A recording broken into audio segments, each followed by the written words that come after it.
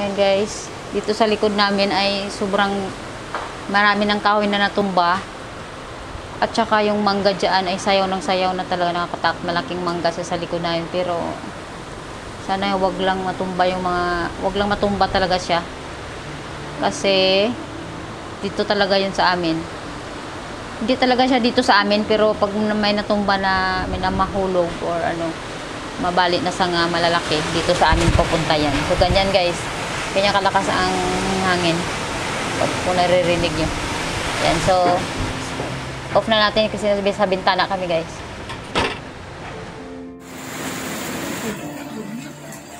Yan guys, tumba yung mga ano dyan, puno ng mangga.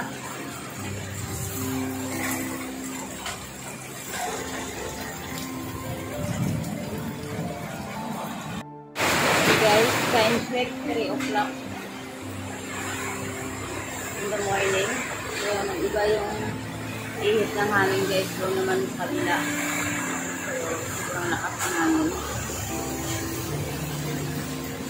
Wala ko na tayo.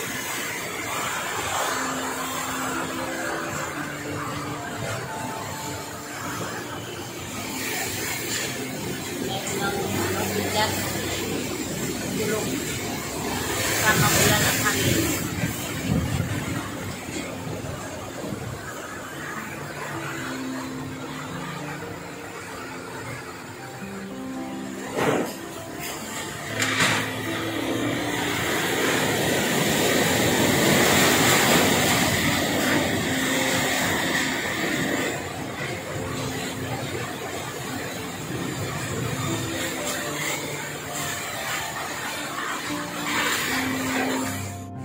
Hello guys and good morning. Time check tayo. 5:35. Ito na guys yung aming balcony. So much busy. And ito yung ating location dito. Ito yung bahay namin. So puro mga kahoy guys ng para.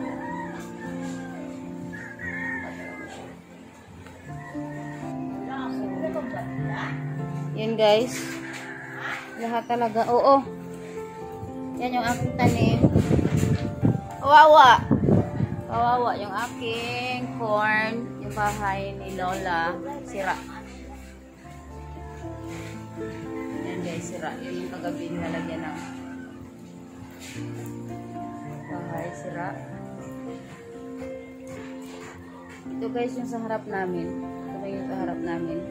Ito lang ha, pero lahat talaga guys ng mga tanim namin natumba. Lahat talaga guys. Pero yung bahay namin okay lang, yung mga tanim lang guys. Ito tayo dito. Ito yung sa likod ko. So yung bubong ko lang parang ano siya, naluki siya. Ganun lang sa hangin, sa lakas ng hangin.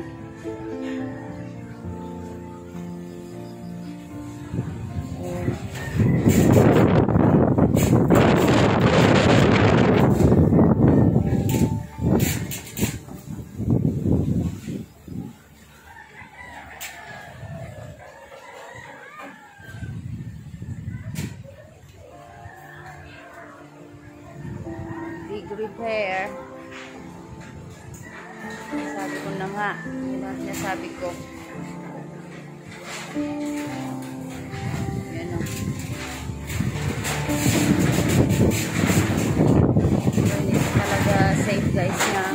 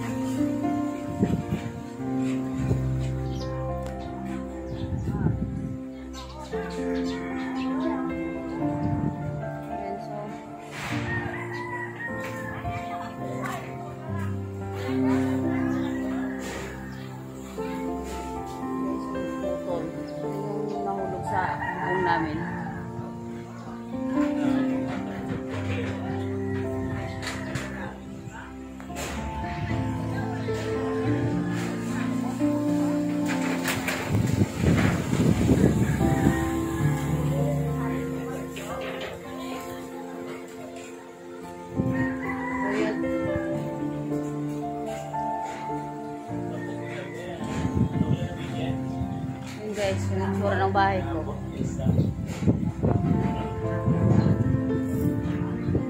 Ayan. Sira.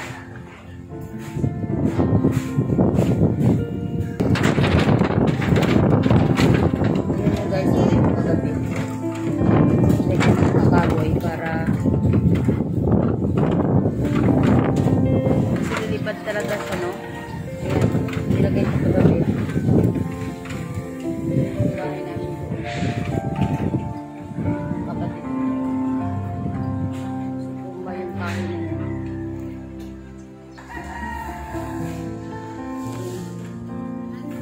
Yung bahay dyan. Sumba yan.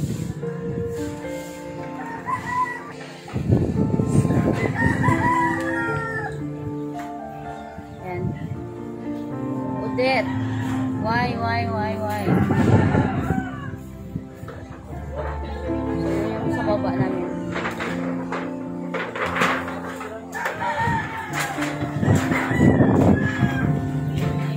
Talaga guys, mangga na yan. Sobrang laki kasi siya.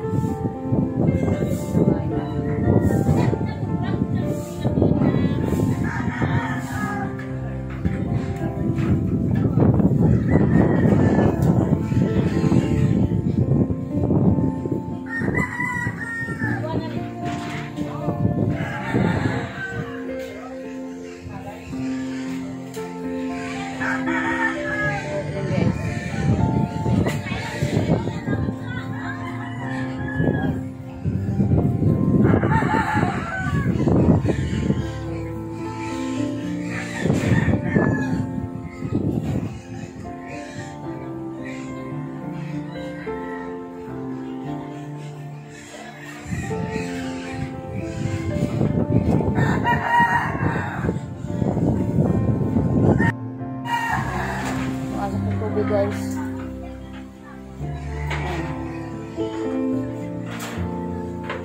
so need to clean. Yan, nag-clean up na kunti kasi sira talaga, sira